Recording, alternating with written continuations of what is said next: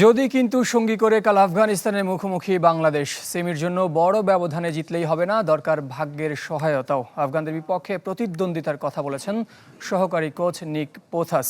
আর্নজভেল গ্রাউন্ডে ম্যাচ শুরু হবে সকাল 6:30টায়। সেন্ট ভিনসেন্ট থেকে রিজওয়ানুজ্জামানের রিপোর্ট। হঠাৎ করেই বিশ্বকাপ নতুন প্রাণ পেয়েছে বাংলাদেশের জন্য। যে আফগানিস্তান বাংলাদেশকে লড়াই এনেছে তারাই এবার প্রতিপক্ষ।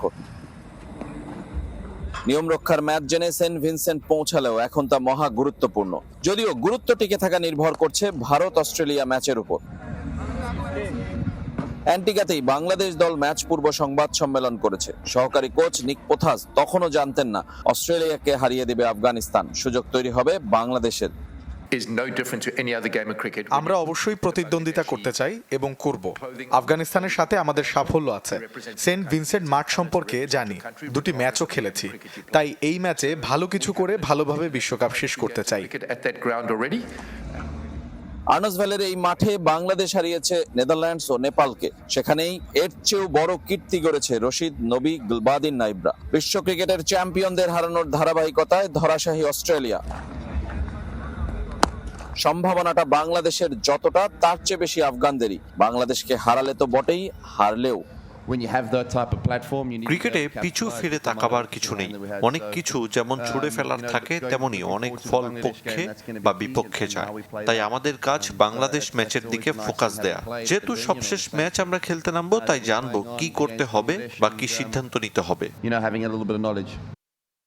বিশ্ব আসরে বাংলাদেশকে কখনোই হারাতে পারেনি আফগানিস্তান। টি-20 বিশ্বকাপে এক দশক আগের একমাত্র দেখায় বড় ব্যবধানে জিতেছিল বাংলাদেশ। ওয়ানডেতেও 3 দেখায় শতভাগ জয়। যদিও টি-20 ফরম্যাটে এগিয়ে আফগানরা। 11 দেখায় ব্যবধান 6-4। আফগানিস্তান এগিয়েছে আর বাংলাদেশ আগের জায়গাতেই আটকে আছে। কোচিং স্টাফে থেকেও দায় নিতে চান না পোথাস। ব্যর্থতার দায় সারা জবাব। আমরা বড় দু দলের সাথে 2 ম্যাচ হেরেছি। আমরা অনেক ভুল করেছি। যদি না বুঝতে পারি আমরা কোথায়, বড় দলগুলো কোথায়, দূরত্ব কতটা, তাহলে এগিয়ে যাওয়া সম্ভব না। এই টুর্নামেন্ট থেকে একটা কথা নিশ্চিত, পাওয়ার না থাকলে প্রতিদ্বন্দ্বিতা করা অসম্ভব। ম্যাচের আগে ভিনসেন্ট স্টেডিয়ামে ফ্লাড লাইটের আলোয় ঐচ্ছিক অনুশীলনে হাজির হয়েছিলেন সাকিব আল হাসান, তাসকিন, তানভীর, সৌম্য, শরীফুলরাও ঘাম ঝরিয়েছেন। রিজওয়ানুজ্জামান, চ্যানেল 24, ওয়েস্ট ইন্ডিজ। আফগানিস্তানের বিপক্ষে ম্যাচের আগে বাংলাদেশ দলের সবশেষ খবর জানাতে ওয়েস্ট ইন্ডিজ থেকে এই মুহূর্তে যুক্ত হচ্ছেন রিজওয়ানুজ্জামান। রিজওয়ান, খুব বেশি মিরাকল না হলে আসলে বাংলাদেশের কালকে বিশ্বকাপের শেষ ম্যাচ, তবে অনেক যদি কিন্তু রয়েছে। সেই যদি কিন্তু সঠিক প্রমাণ করতে নিজেদের পক্ষে আনার ক্ষেত্রে বাংলাদেশের জিততেই হবে। সেই জয়ের ক্ষেত্রে বাংলাদেশ কতটুকু আত্মবিশ্বাসী মনে হয়েছে আপনার কাছে? আরেকটা প্রশ্ন হচ্ছে, পুরো টুর্নামেন্টে আমরা 2-3 জন ক্রিকেটারকে এখনও কিন্তু একাদশে দেখিনি। শরীফুল ইসলামের কথা বলতে পারি, তানভীর ইসলামের কথা বলতে পারি। একাদশে পরিবর্তন আসা কতটা যৌক্তিক মনে হচ্ছে? আপনি যদি বলেন যে আগে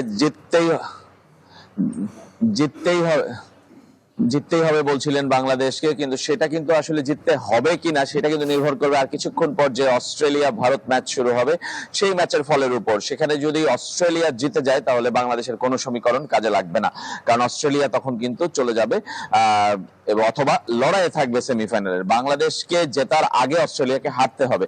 সেই ম্যাচে কিন্তু অস্ট্রেলিয়া টস জিতে ফিল্ডিং এর সিদ্ধান্ত নিয়েছে, অর্থাৎ ব্যাট করবে ভারত। সেটা কিন্তু একটা তথ্য আপনাকে জানিয়ে রাখি। আর বাংলাদেশের সমীকরণটা সহজ, যেটা বলছিলাম যে অস্ট্রেলিয়াকে হারতে হবে, বাংলাদেশকে জিততে হবে, তারপর রান রেটের সমীকরণ, নানা হিসাব নিকাশ, সেগুলো অনেক অনেক পরের কথা। কিন্তু বাংলাদেশ যদি এই বিশ্বকাপটা হাই নোটে শেষ করতে চায় তাহলেও শেষ ম্যাচটা জেতা দরকার। কেননা বাংলাদেশ কখনো কিন্তু এক আসরে 4টা ম্যাচ জিততে পারেনি, 3টার বেশি কোনো আসরে জিততে পারেনি, সুপার 8-এ যেতে পারেনি 2বারের বেশি। সেই হিসাব যদি বলি, এটা বাংলাদেশের পরিসংখ্যানগত দিক থেকে সেরা বিশ্বকাপ হবে যদি বাংলাদেশ 4টা ম্যাচ জিততে পারে। আফগানিস্তানের সঙ্গে বাংলাদেশের সম্পর্কটা সবসময় একটু প্রতিদ্বন্দ্বিতাপূর্ণ, একটু শত্রুতা ভাবাপন্ন কিংবা একটু ভিন্ন রকম। সেই জায়গাটায়ও জেতার একটা চান্স আছে। আরেকটা যদি বলি যে বাংলাদেশকে নিয়ে অনেক সমালোচনা হচ্ছে, একটা জয়ে হয়তো কিছুটা কমে, কিন্তু ওভারঅল ক্রিকেট নিয়ে সমালোচনা আছে, এটা মানতেই হবে। এবং বাংলাদেশের এই টি-20 দল, অধিনায়কত্ব, কোচ, বিশ্বকাপ, ক্রিকেট বোর্ড সবকিছু নিয়ে সমালোচনা বেশি হচ্ছে। সেটারও একটা জবাব হতে পারে এই জয়টা। আমার মনে হয় অনেক দিক থেকে এটা একটা উত্তর দেওয়ার সুযোগ বাংলাদেশের ব্যাটারদের ক্ষেত্রে, লাস্ট চান্স পুরো ওয়ার্ল্ড কাপে যে রান করার। আর সব বিচারে এই ম্যাচটা আমাদের কাছে অনেকভাবেই গুরুত্বপূর্ণ, শুধু সেমিফাইনাল সমীকরণের নয়। সাগর। অসংখ্য ধন্যবাদ। রেজওয়ানুজ্জামান যোগ দিয়েছিলেন ওয়েস্ট ইন্ডিজ থেকে, জানাচ্ছিলেন বাংলাদেশ দলের খবর। চলে গ্রুপ ওয়ানে জটিল সমীকরণ, ভারত, অস্ট্রেলিয়া, আফগানিস্তানের সাথে কাগজে কলমে বেঁচে আছে বাংলাদেশের আশা। কারো সহজ, কারো বা কঠিনতর। তারপরও 4 দল দেখছে সেমির স্বপ্ন। সমীকরণ মেলাতে পারলে হাতে উঠবে শেষ 4-এর টিকিট। সমীকরণ তো জটিলই হবে, সেই সমীকরণ যে মেলাতে পারবে সেই তো অঙ্কের রাজা। বাংলাদেশকেও সেমিফাইনালে খেলতে হলে নিজেদের জয়ের সঙ্গে অনেকের উপর নির্ভর করতে হবে। সহজ কথায় অস্ট্রেলিয়াকে হারতে হবে ভারতের কাছে, বাংলাদেশকে জিততে হবে আফগানিস্তানের সাথে। তাহলে অস্ট্রেলিয়া, আফগানিস্তান ও বাংলাদেশের পয়েন্ট সমান হবে। কে কত ব্যবধানে জেতে তার উপরই তখন ভাগ্য নির্ধারণ। গ্রুপ ওয়ানের পয়েন্ট টেবিল বলবে 4 দলেরই সুযোগ আছে সেমিতে যাওয়ার, 4 দলেরই বাদ পড়ার। সেন্ট লুসিয়ায় আগে নামবে ভারত, অস্ট্রেলিয়া। ভারত জিতলে সবার আগে চলে যাবে শেষ 4-এ। 6 পয়েন্ট নিয়ে হবে গ্রুপ সেরা, মিলবে গায়ানার টিকিট।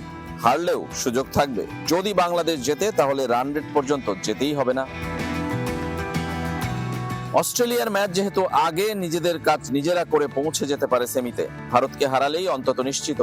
কেননা আফগানদের চেয়ে এখনো রান রেটে এগিয়ে অজিরা। জিতলে সেটা আরো বাড়বে। আফগানিস্তান কেবল বিশাল ব্যবধানে জিতলেই বিদায়ের প্রশ্ন আসবে অজিদের। হারলেও সুযোগ থাকবে যদি বাংলাদেশ হারিয়ে দেয় আফগানিস্তানকে। সেন্ট ভিনসেন্টে সব সমীকরণ পরিসংখ্যান জেনেই নামবে বাংলাদেশ, আফগানিস্তান। তবে ভারত অস্ট্রেলিয়া ম্যাচের ফল যাই হোক, আফগানিস্তানের আশা থাকবে। অস্ট্রেলিয়া জিতলে তাদের জিততেই হবে। অজিদের হারলেও থাকবে সুযোগ। বাংলাদেশের জন্য সম্ভাবনাটা ক্ষীণ। যতই ক্ষীণ হোক, অঙ্কে অসম্ভব বলে কিছু নেই। Rezwanuzzaman, channel 24, West Indies. Junior AHF cup champion হয়ে দেশে ফিরল বাংলাদেশ দল। একই সাথে সিঙ্গাপুর থেকে ফিরেছে নারী আসরের রানার্স আপ মেয়েরাও। সকালে শাহজালাল বিমানবন্দরে দলকে ফুলেল শুভেচ্ছায় বরণ করে নেন ফেডারেশন সভাপতি ও বিমান বাহিনী প্রধান এয়ার মার্শাল হাসান মাহমুদ খান। ফেডারেশন সাধারণ সম্পাদক মমিনুল হক সাইদ সহ অন্যান্য কর্মকর্তারাও সাফল্য উদযাপনের সঙ্গী হন।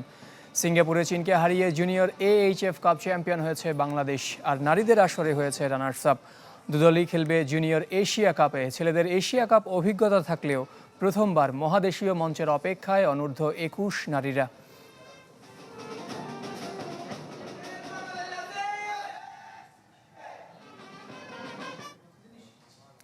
এই ছিল কুল স্পোর্টস 24-এর এখনকার আয়োজনে। খেলার সব আপডেট ও রিপোর্টগুলো দেখতে ভিজিট করেন facebook.com/sports24team এই পেজে। ধন্যবাদ সঙ্গে থাকার জন্য।